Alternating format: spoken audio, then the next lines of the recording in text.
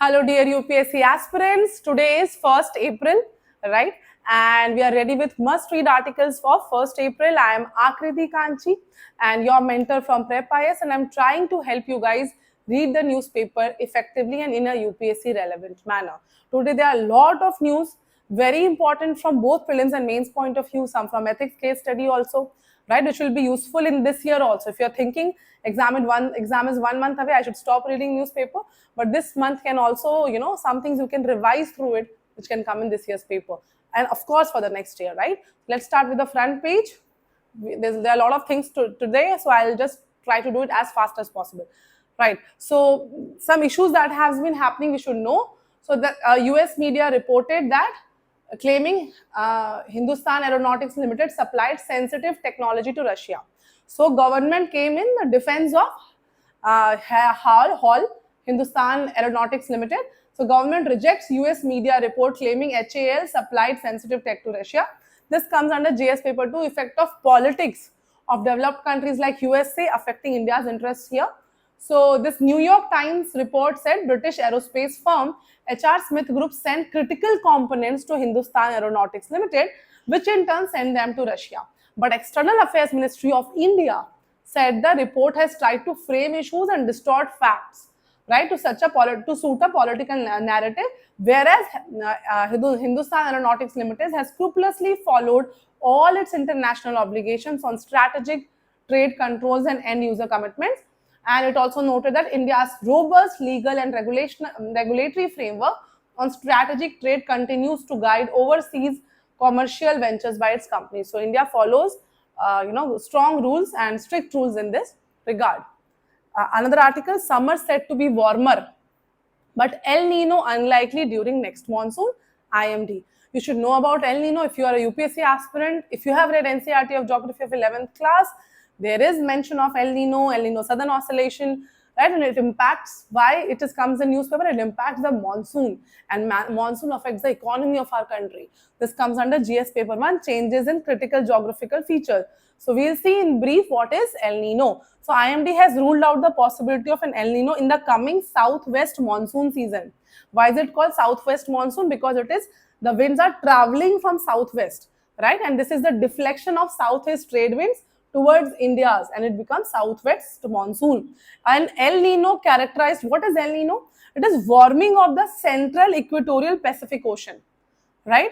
It's frequently associated with reduced monsoon rainfall in India. So normally the area of central equatorial Pacific Ocean, which is near Peru, which is in the west of South America, is cold. It's colder due to cold Peruvian current. But some kind of upwelling happens which brings warm water there, which is the El Nino, right?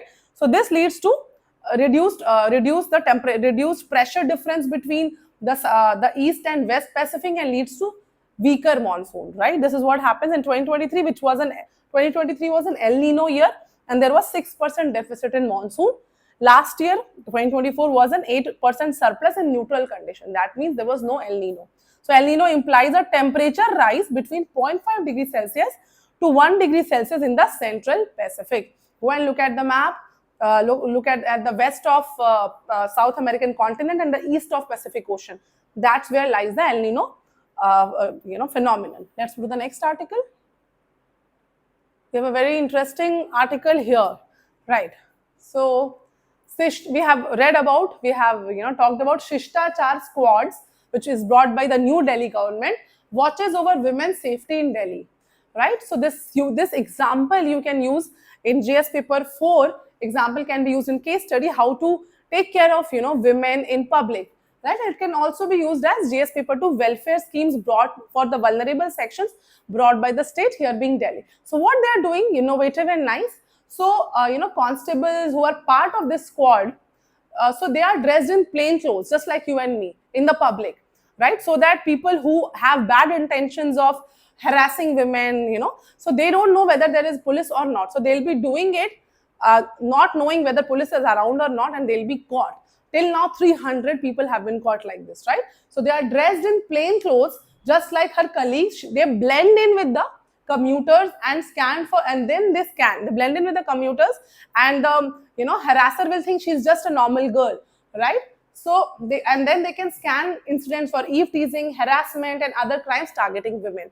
This way, both male and female will be placed at several public places, and they will.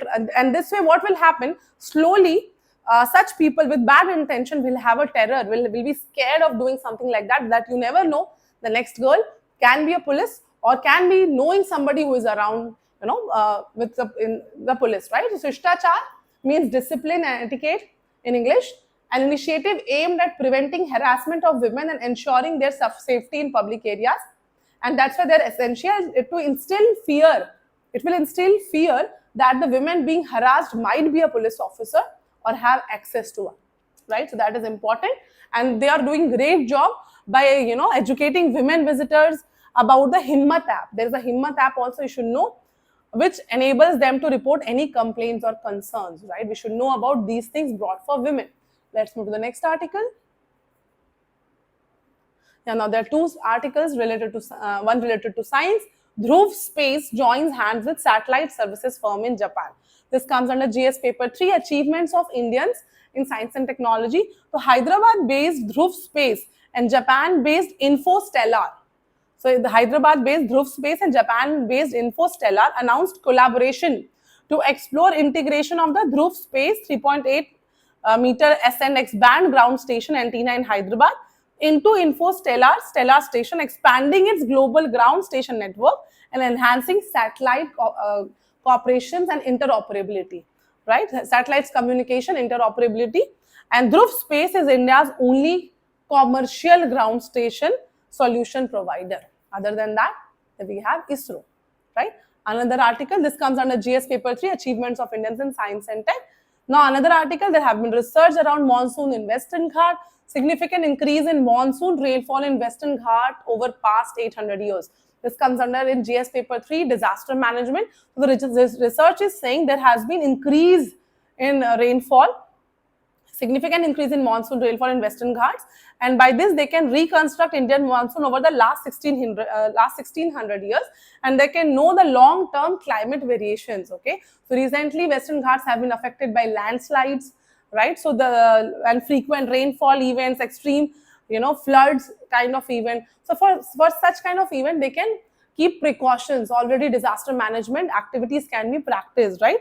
So one should be better prepared before. So on the need for proactive measures to address challenges from from an intensifying monsoon cycle, which is becoming stronger every year, right? More frequent and extreme rainfall, bringing devastating landslides and floods like which happened in Wayanad and Kodagu in Karnataka, which is still recovering. Wayanad is still recovering as examples of extreme weather events. So need for better disaster preparedness, sustainable land use planning and conservation in Western Ghats is extremely important.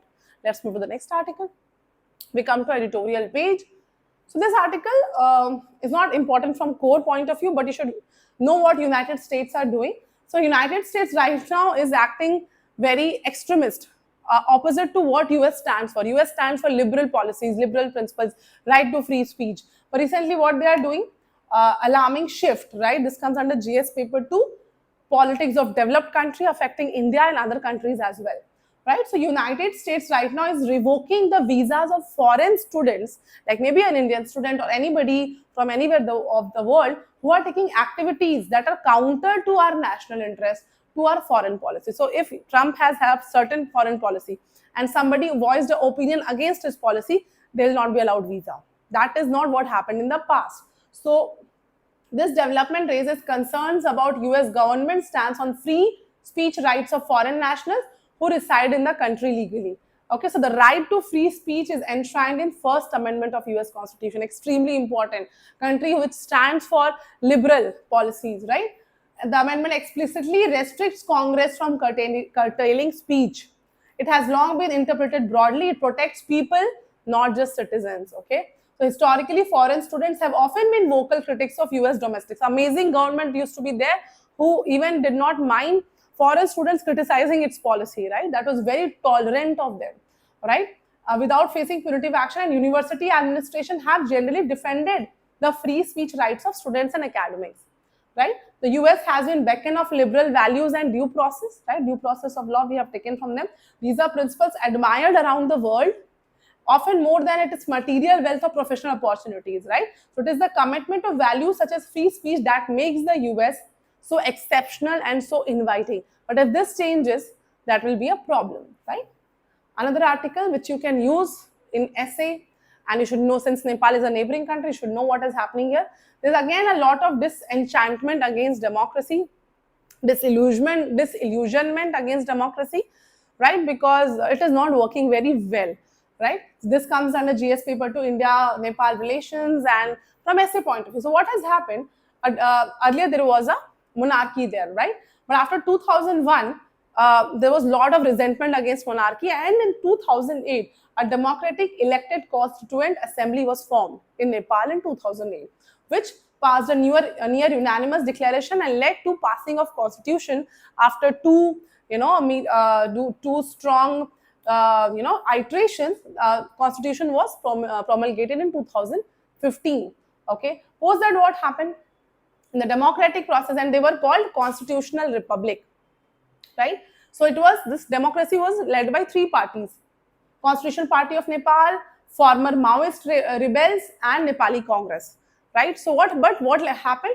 Chronic instability, opportunistic alliances, poor governance, and self-serving leadership have plagued the system. Okay, so the recent surge in pro-monarchy sentiment is a regressive. So what happened now? They are not satisfied with democracy, so they think going to monarchy is a better.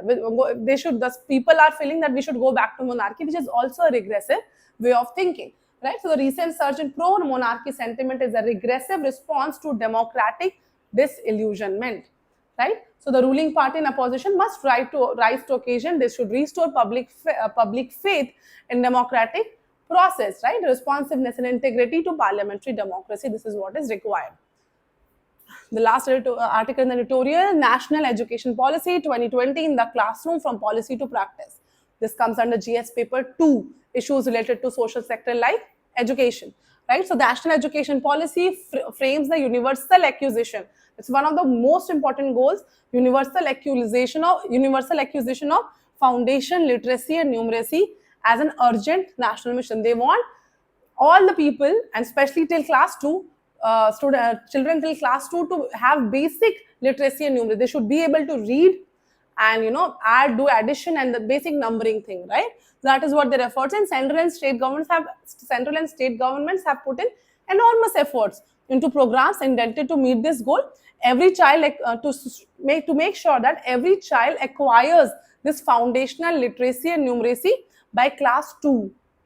Okay, the end of the newly designated, which is considered foundational stage of education, so that they get prepared from classes 3 to 8, right? This is what they want. So based on this ACER report 2024 survey, in rural schools, in 15,000 rural schools, over 75% of this 15,000 schools, at least one teacher had received in-person training on foundation literacy and numeracy, which is a good thing.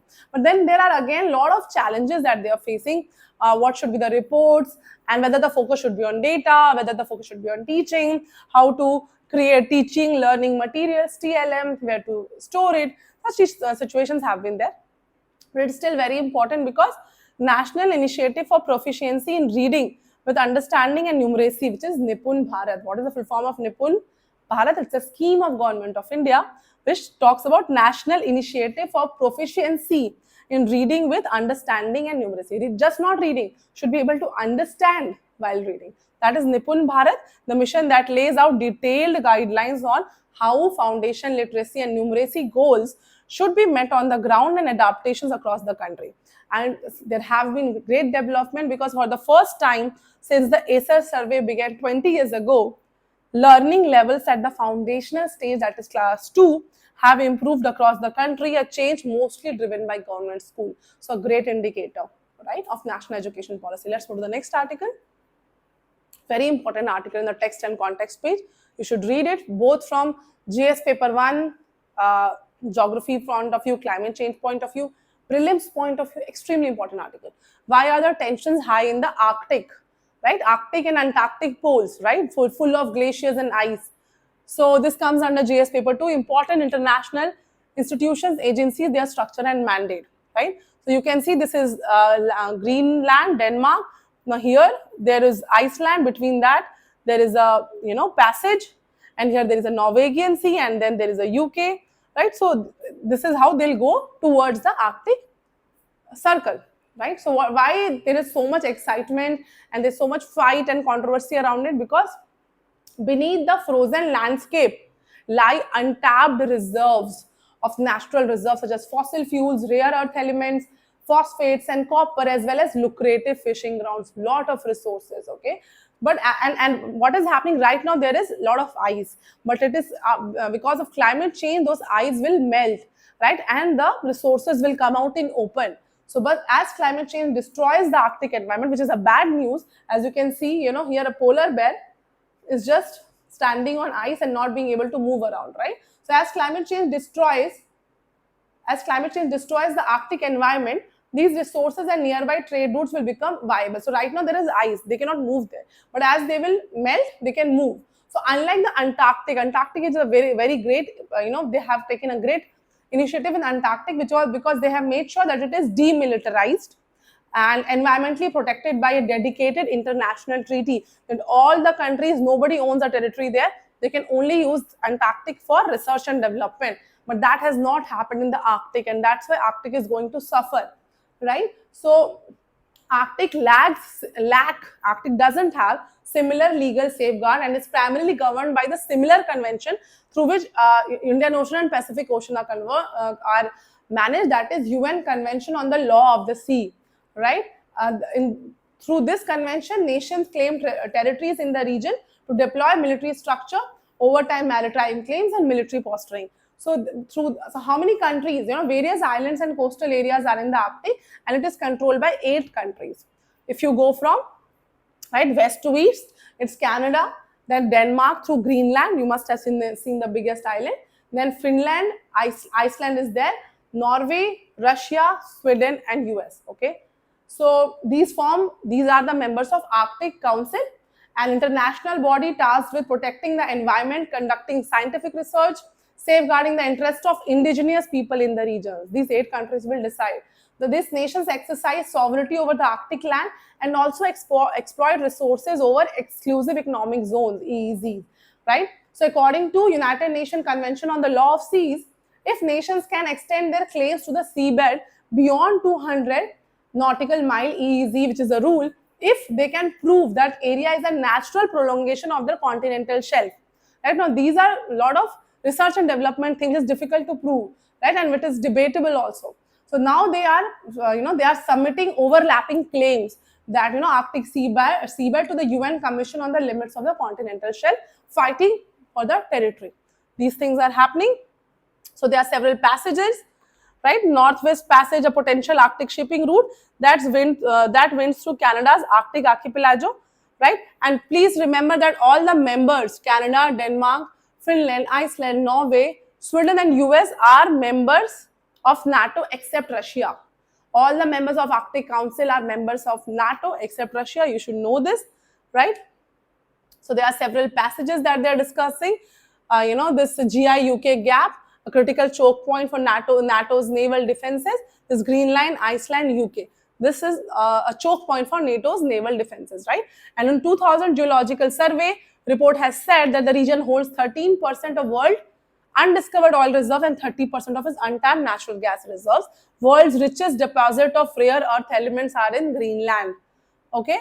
And that's why China is also taking a lot of interest along with Russia now, okay? They're making sure that they're having a lot of joint naval exercises. In 2022, China conducted joint naval exercises with Russia and Beijing in the East China Sea, indicated strategic implications of Arctic security. China is becoming more vocal about its Arctic interest, declaring itself a near Arctic state. It has also claimed itself to be a near Arctic state in 2018 and planning the construction of its first nuclear-powered icebreaker, right? And since Sweden and Finland joined NATO following Russia's invasion of Ukraine. So Sweden and Finland have recently joined NATO after Russia has invaded Ukraine, right? So alliance, all this has become very controversial. Okay, let's move to the next article. And there is a word called vibe coding. What is vibe coding? You should know. So I'll tell you in simply, maybe this can come in your prelims. So it is not proper coding, okay, like coders and people do. People who do not know coding, who are basic people and who just want to create maybe a new language developing app, or maybe an app with attractive video playing in the background, something, anything develop. They want to create a website or anything, but they don't know how to code. So they don't have to find a coder, but they can with generative AI tools, user can now build an app by typing text prompts describing the kind of code they want. So this large language models of AI will give them the codes, right? So all they have to do is simply copy and paste the code to get the desired outputs, right? So these large language models of AI can help us find the code which normal people who are not coders can also make. A beginner can run such codes, but there is still some limitation to a beginner than what a expert coder can do, right? Let's move to the next article. We'll directly go to, yeah. So we have talked about this article before also. Tourism Ministry not utilizing funds, says panel, right? This comes under GS paper 2, functioning of ministries and departments of government. A parliamentary standing committee has noted with serious concern that there is a chronic pattern of fund underutilization. That is, Ministry of Tourism is not using the funds, okay? So, and there is a fundamental impediment to the growth of India's tourism potential. Only 33.4% of the funds have been used, right? And they are telling this is because of systemic inefficiencies and it requires comprehensive structural reform. So they are recommending few things like integrated digital project management system, IDPMS, modeled after successful endeavors of Tamil Nadu. You can use this example if such question comes.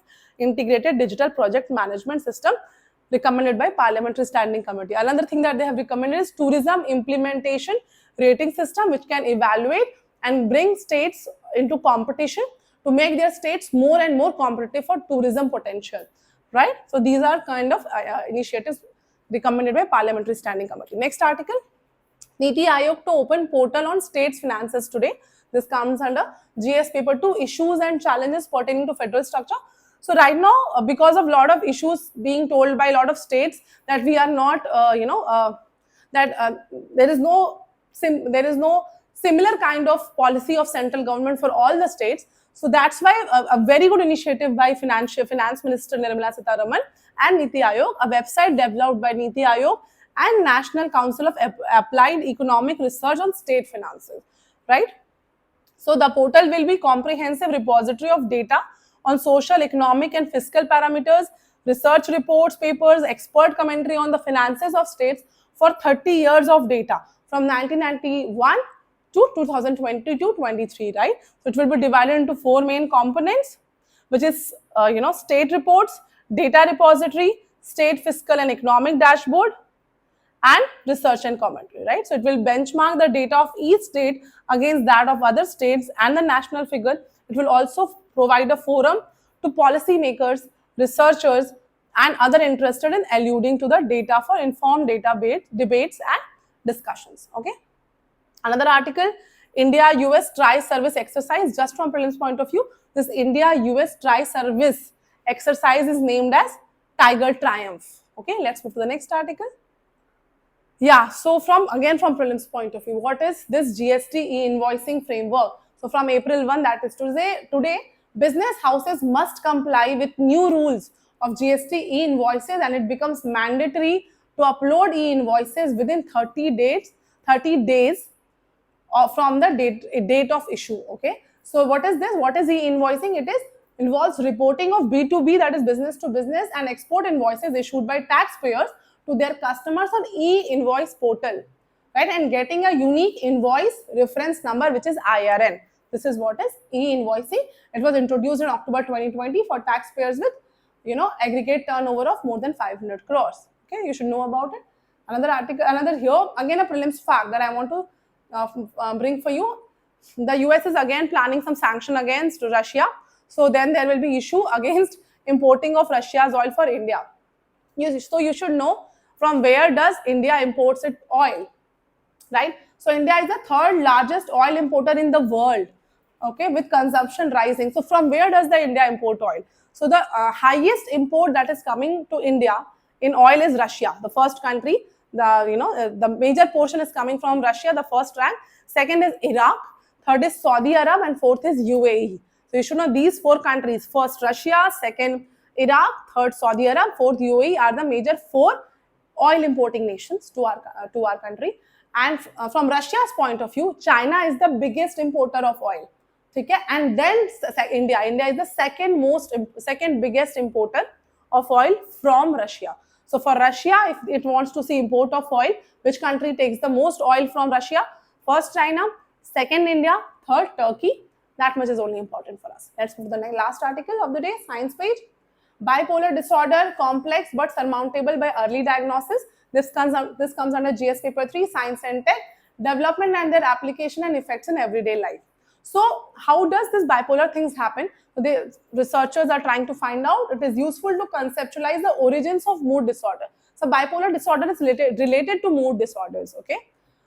In terms of how the origin of mood disorders happen, whether it is because of stress, whether it is because of genetic, environment, circadian functioning, or childhood experiences, distant stresses in adulthood, financial difficulties, bereavement, and trauma. These might be the reasons, okay? So this is India's National Mental Health Survey. The first phase identified mood disorders as an important diagnostic category in terms of prevalence in India. March 30, which was 2 days back, was a World Bipolar Day. Okay, so bipolars are generally have 2 extreme kind of behaviors, mood behaviors. Okay, one is major depressive disorder and one is bipolar disorder. So major depressive disorder is extreme low energy, persistent and pervasive sadness of mood, easy fatigability, suicidal ideas, slow delusions, hallucination. They don't want to do anything. They want to cry. They want to, suicidal thoughts are coming. This is major depressive disorder. And this is on one side. And on the other side of the moods is mania.